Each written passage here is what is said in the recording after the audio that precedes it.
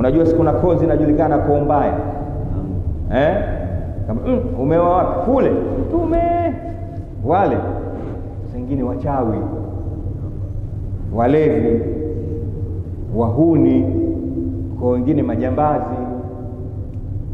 Hizi koo zinajuana kama vile kuna koo tukufu, kuna koo wote wanaotoka humu ndani mashehe.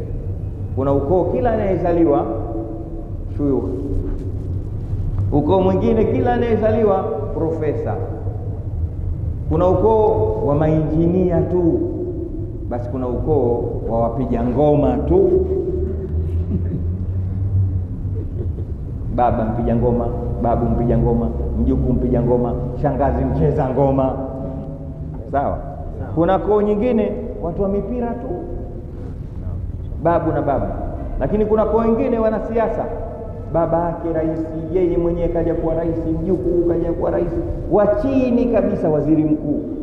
Zipo koo hizo. Sasa Uislamu hauangalii hivyo, unatizama husnul na manshita. Wewe kuwa mtoto wa ukoo wowote, lakini ukitaka kutukuka iktasib adaba, kuwa na tabia njema za Kiislamu. Hili yuhnika mahmuduhu anil nasab, tabia njema zitafunika ubaya wa ukoo wako. Mungu atujalie katika husnul. Tushikeni haya, la akla katadbiri